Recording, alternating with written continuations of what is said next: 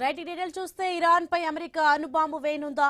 Iran తో యుద్ధం అంతకంతకు తీవ్రమవుతున్న వేళ అమెరికా చేసిన ఓ పరీక్ష భయాందోళనలు రేపుతోంది. ప్రపంచ దేశాలను వణికిస్తోంది. అణ్వస్త్రాలను మోసుకొని పొగల మినిట్ మ్యాన్ 3 మిసైల్స్ ను అగ్రదేశం పరీక్షించింది. కాలిఫోర్నియాలోని వాండన్బర్గ్ బేస్ నుంచి పరీక్షించారు. దీనిపై ప్రపంచ దేశాలు తీవ్ర ఆందోళన వ్యక్తం చేస్తున్నాయి. అయితే దీన్ని ఇరాన్ పై ప్రయోగించేందుకు కాదని అమెరికన్ అధికారులు చెప్తున్నారు. రొటీన్ టెస్టుల్లో భాగంగా పరీక్షించామని అంటున్నారు. కానీ యుద్ధ సమయంలో పరీక్షించడంపై అనుమానాలు వ్యక్తమవుతున్నాయి.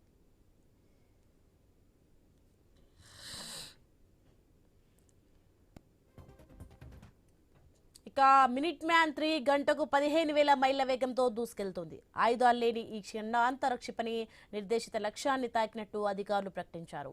అందులోని ఒక్కో విభాగం పనితీరును క్షుణ్ణంగా పరిశీలించారు. In the lethality and effectiveness of our nation's nuclear deterrent. Today's test selected intercontinental ballistic missile pulled from F.E. Warren Air Force Base, Wyoming. The missile was transported more than 1,300 miles and reassembled at Vandenberg Space Force Base, California. The ICBM was equipped with a single telemeter February 19th in the lethality and effectiveness of our nation's nuclear deterrent. Today's test selected intercontinental ballistic missile pulled from F.E. Warren Air Force Base, Wyoming. The missile was transported more than 1,300.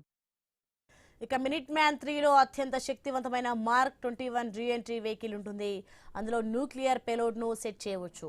జపాన్లోని హిరోషిమాపై వేసిన అణుబాంబు కంటే 20 రెట్ల powerful war హెడ్లను మోసుకుపోయే సత్తా minute man 3కి ఉంది. గతేడాది నవంబర్లో కూడా దీన్ని టెస్ట్ ఫైర్ చేశారు. Lethality and effectiveness of our nation's nuclear deterrent. Today's test selected intercontinental ballistic missile pulled from F.E. Warren Air Force Base, Wyoming. The missile was transported more than 1,300 miles and reassembled at Vandenberg Space Force Base, California. The ICBM was equipped with a single telemeter February 19th in the lethality.